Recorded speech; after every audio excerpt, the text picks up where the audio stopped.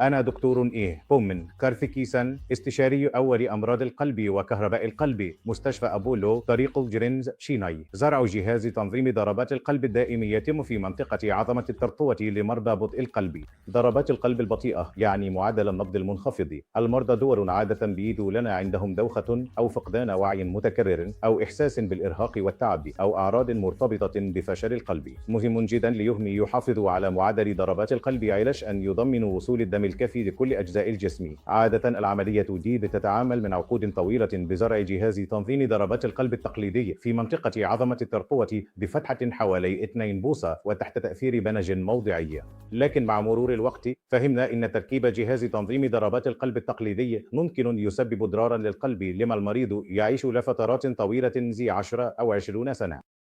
علشان كده قدمنا تكنولوجيا أحدث اسمها تنظيم ضربات القلب عن طريق نظام التوصيل.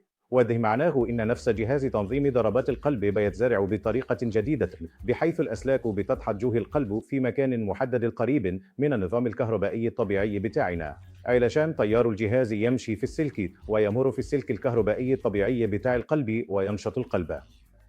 وبكده نقدر نتجنب المشاكل اللي ممكن أن تحصل بسبب جهاز تنظيم ضربات القلب على المدى الطويل.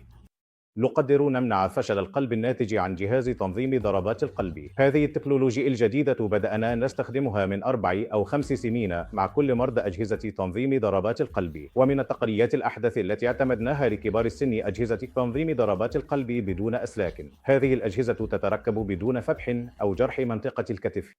من خلال الفخذ نفسه وباستخدام إجراء بسيط زي المنظار، بنقدر ندخل كبسولة صغيرة شبه جهاز تنظيم ضربات القلب ونحطها جوه القلب، ودي بتقعد من 10 ل 15 سنة. وده بيساعد الناس الكبار في السن اللي مش مناسب ليهم يركبوا جهاز تنظيم ضربات القلب التقليدي، يقدروا يركبوا الجهاز ده من غير أي جرح أو خياطة، ويعيشوا فترة أطول من غير مشاكل كبيرة. شكرا.